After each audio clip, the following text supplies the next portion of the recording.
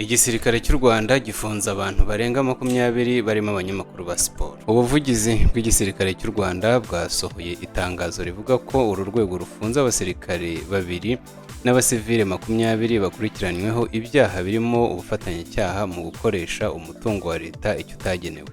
Hashize iminsi bivugwa ku mbuga nkoranyambaga ko hari abanyamakuru ba siporo batawe muri yombi, gusa ibyaha bakekwaho byari bitaramenyekana.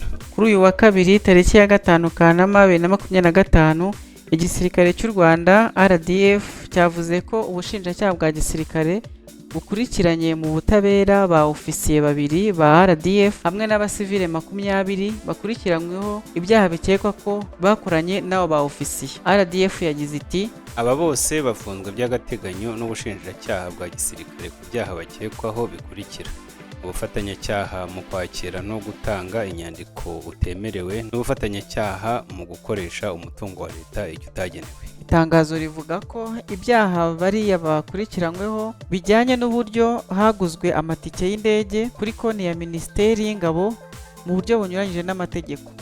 RDF ivuga ko nk'uko biteganywa n'itegeko, abasivile iyo bakoranye icyaha n'abasirikare bakurikiranwa n'ubutabera bakaburanishwa n'inkiko za gisirikare.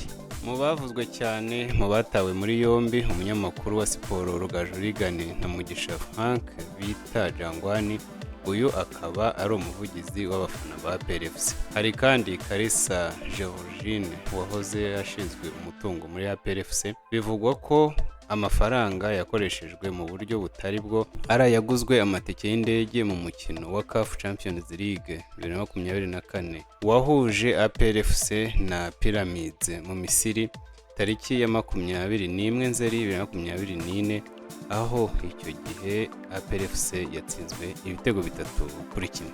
Rugaju ari mu banyamakuru bari baherekeje APRFC kuri uyu mukino. Amakuru ataremezwa n'uruhande na rumwe mu zo bireba avuga ko amafaranga yakoreshejwe ashobora kuba arenga gato miliyoni 100.